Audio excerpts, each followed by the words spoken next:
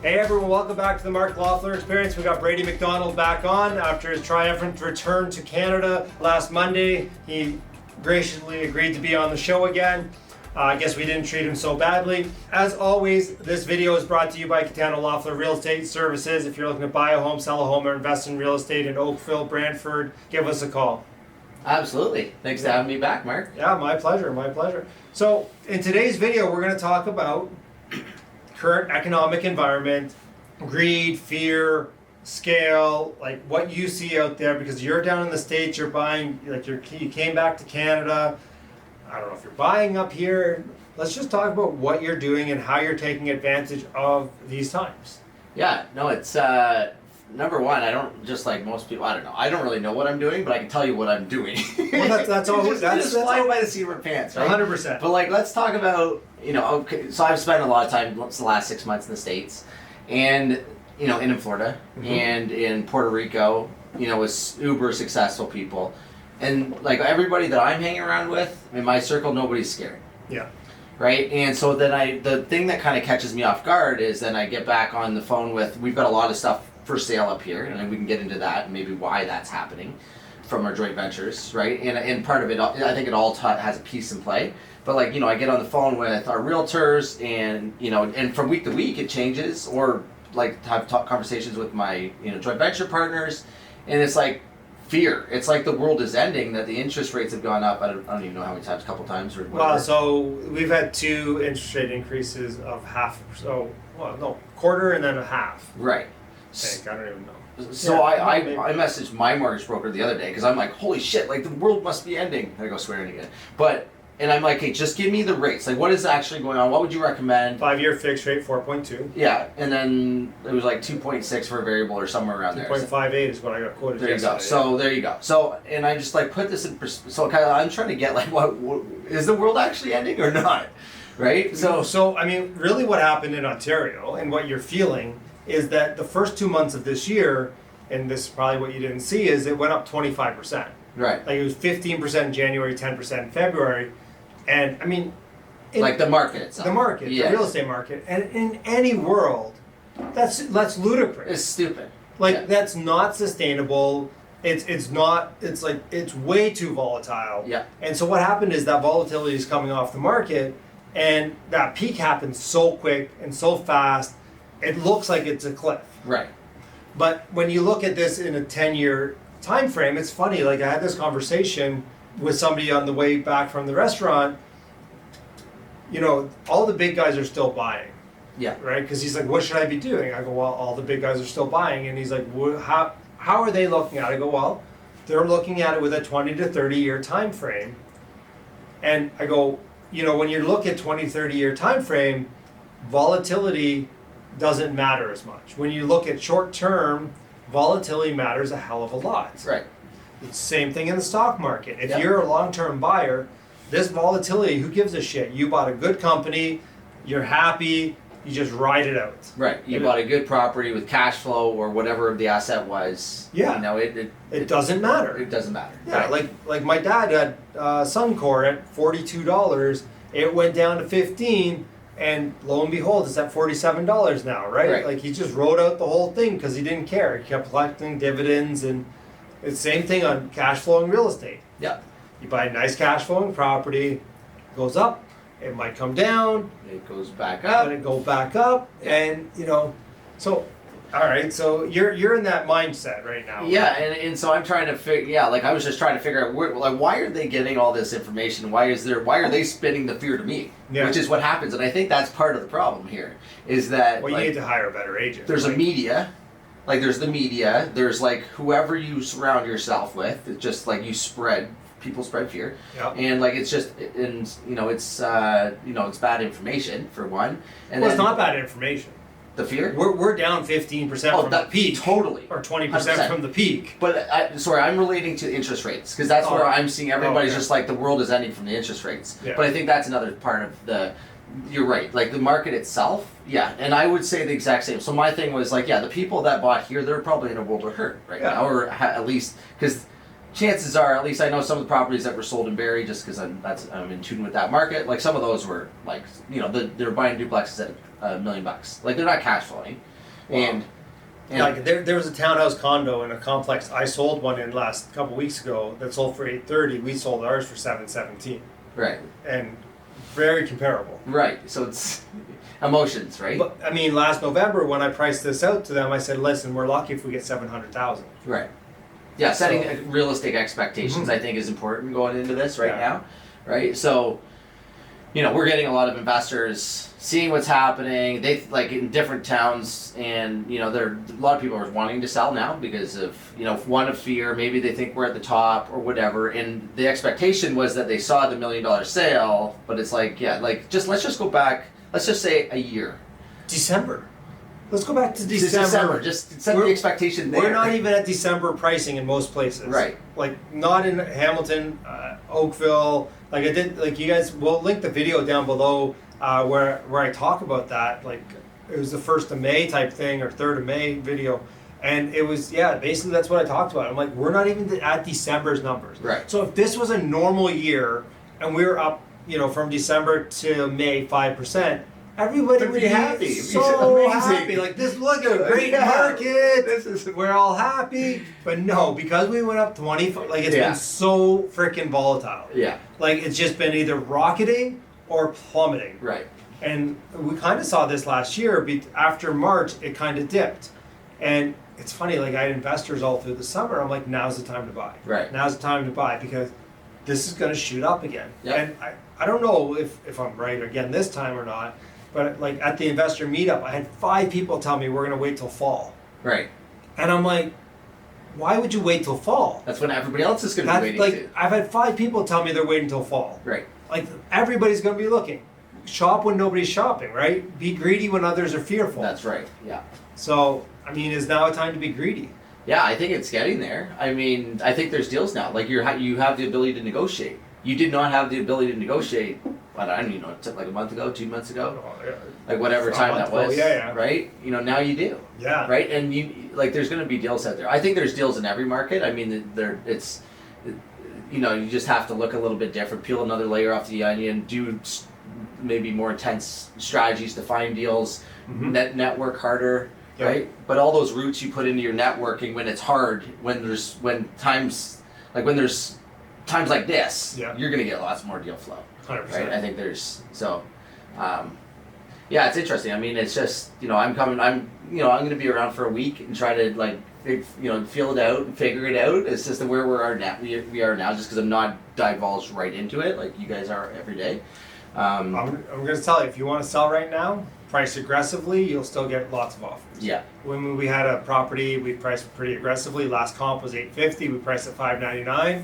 We had 17 offers, went for $917. There you go.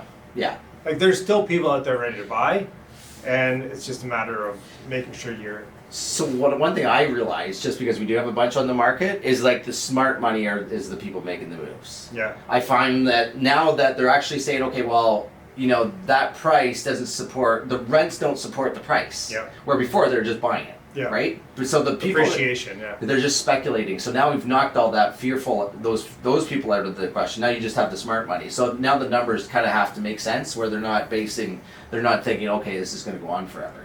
All right, so are you just taking that money from Barrie now and taking it down to the U.S.? Is that the plan, or? So most of these actually that we're selling are joint venture partners that just, you know, they're just kind of calling it.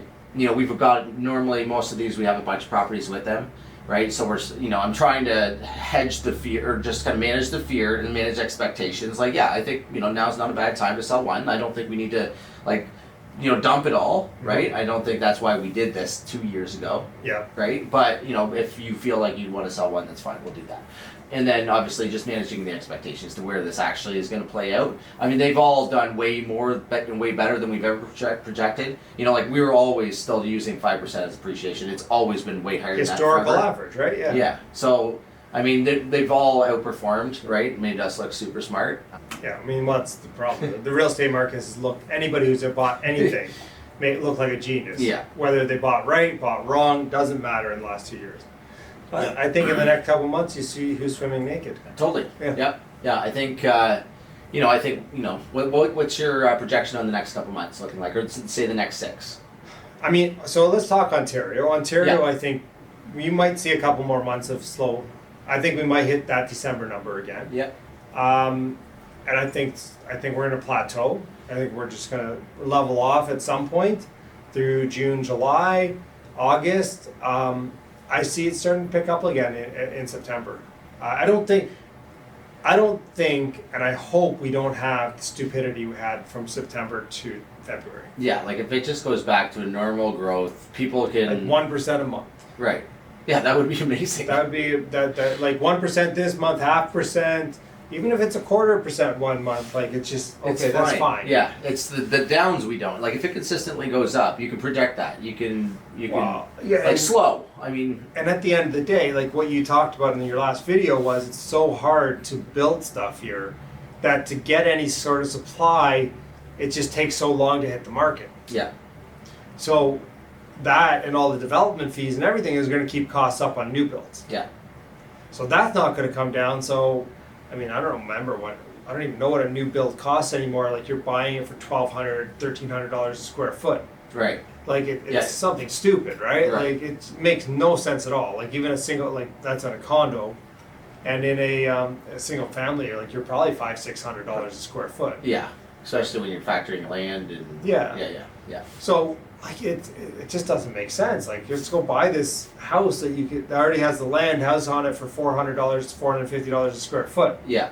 Like Yeah, I think the supply and demand issue, like that is never going to go away in Canada for a long time. Like I can't Ontario. imagine... In Ontario, right. because you say Canada, whereas out west is more like Texas, where you can just build shit. Right.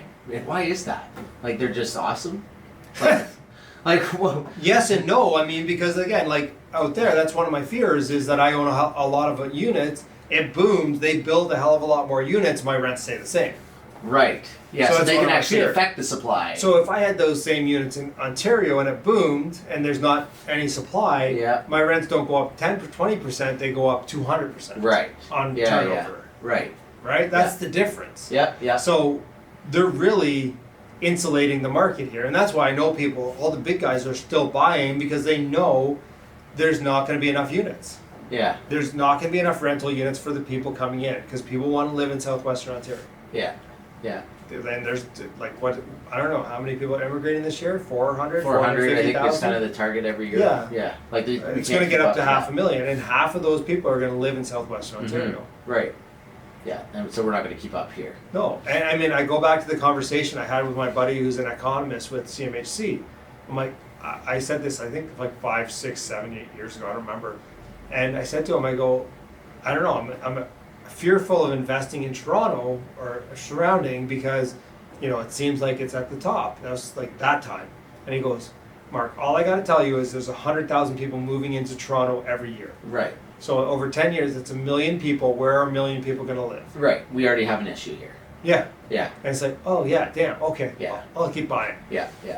And you're seeing a lot of that. I'm just kind of relating to, again, Florida, and seeing a lot of inflation that you're seeing now, or the appreciation because of the amount of people down there. Mm-hmm. And they're having... Again, the difference is they can build a lot quicker. They can build a lot faster, for sure, but they still can't keep up. But Yeah. there is there's a limit of trades. Yeah. There's a limit of supply of material. that's a huge thing right now Yeah. down there. Yeah, for sure. I mean, it's just so that's happening here too. There's no trades. There's no supply of material. But it takes you 2 years to get and anything you can't get it approved, and there's no land because it's all put The into green the green space. space or whatever, Yeah. or it's employed. You got to change the use, Yeah, and so those are big the factors. barriers to entry here Yeah. are extreme. So, okay, we digress, because we were talking about what we're doing in today's environment to take advantage. Yeah. So, I mean, what else? What we did, take advantage of it was, again, just increasing the density, buying infill lots. That's one way, because I can build it cheaper than you can buy it. Yeah. Personally, as the GC, and we kind of talked about, you with your cottage or whatever, like, if you have the expertise or team that you put together to do that, I think that's a pretty good way to make So the numbers value work. add, Value add, yeah. development, yeah. Development. we talked about storage in the last video, but storage in a market like this, where it is uncertain, it's very easy to raise capital for it. For one, it's a very downturn resistant or crash resistant asset class, and the fact that people downsize, they sell their houses, they sell their businesses. Is it stagflation resistance? Well, say that again. Stagflation. Stagflation. Oh, now you're So getting this is where I told you don't go deeper. You did more deep. So stagflation, for everyone, I haven't talked about it on the channel very much either. Okay. Is basically where we have inflation, but the economy's not growing.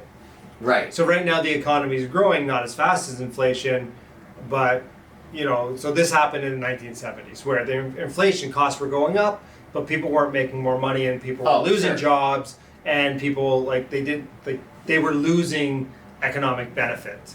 Sure. Where in the last 2 years, with inflation and everything, we're gaining economic benefit right now. Right. Yeah, like I think 90%. the sticking point with like storage, well, one, it is relatively low cost to keep all your stuff. Yeah. Right? So, if you have the option to sell all your stuff or pay $150 or $200 a month, what are they probably going to do? Yeah. Right? They don't necessarily want to sell all their lifestyle stuff. If business, they shut down, they're not going to sell their files or throw all of their inventory and supplies out. And they got to keep it for 5 to 7 years for the SEER. Well, I guess they can do it electronically now. There's but anyways. they've done tons of studies on this forever that show that it's one of those asset classes that really hasn't had a negative turn in any economic crisis in Canada or the US. I mean, let's be honest. Residential hasn't had a not here. I mean, it was down a little bit last summer. Yeah. 2017, it had that big drop off. Yeah, 17. Yeah. Was that drop off, or was that what you're seeing today, where it was just emotional buying and then it flatlined? It was into that. Okay, they're building in the what's that thing called, the stress test? Stress test. They're building in the stress test, so everyone got in before because it was panic buying. They're like, oh, this is going to crash the market. And then it peaked. Stress test came in. They all bought. Everyone else was like, oh, let's just wait and see it. It came down. Right. But, I mean, it took us, I don't know, a year or two to get back to that level and back beyond it. Right. So even if you bought at the peak. Yeah, as long as you held. Again, long-term horizon. Yeah. And that's what I said to somebody. I go, we had an opportunity to buy a 60-unit building at one of my clients, and I said, there's no way you could ever buy this asset again. Right. Just pay whatever you need to pay. You can't buy this asset again. Yeah. If you want it, you got to buy this asset. Now. Yeah. You're not building it. You're not buying it. Like it's. Yeah, for the price that they were asking per unit per foot. Yeah. Makes sense. I mean, it was $250,000 a unit. Right. You're still moving forward. You're not. Yeah, we've got more developments. You're not a bird. Yeah, we've got more developments in the pipeline. The thing with developments is, I mean, they still take longer. I mean, obviously it's new construction. You're not turning over it as fast. But yeah, we've got a couple of developments in Aurelia going on. So we're gonna keep plugging away through that. Are those 9 units things you're talking about? Yeah. Yeah. And even that is just kind of frustrating. Like it's in Aurelia. Their official plan says you can build it. The zoning says you can build it, but it doesn't fit into the neighborhood. It's like, really? Yeah. Like just that is just totally your opinion. I mean, right? I'm just gonna put this out there, and not to be political, because I know you guys don't like it when I am. But I mean, Doug did put together a proposal to fix that. Yeah. So we'll see. So we're leveraging that report, and we'll see where it goes. Yeah. Yeah. So good. So I mean, basically, you're moving forward to this is. I mean, it's funny though. Somebody said to me, "Oh, 4.2% interest rate." I'm like, "Yeah." So where we were 3 years ago. Yeah. That's what I've been saying. It's still super cheap. Like, I mean, I remember we were buying deals in, like, when we started, it was like 5 and change. So my first mortgage was 7.35%. Right. In New Market, I bought my duplex for $196,000. Right. Yeah. But that same duplex now at 4.2% is $750. Right. Yeah. So I mean, obviously that's the little bit of a change, but yeah, I think there's still lots. Again, it's based on the numbers. Yeah. You just got to, if the interest rate, now or what you dreamed it's going to be in 5 years when you refinance isn't going to work, then just don't buy it. Just buy something different. Yeah. Like there's opportunities everywhere. Go to Edmonton. Yeah. Go to. A lot of people are buying it in New Brunswick.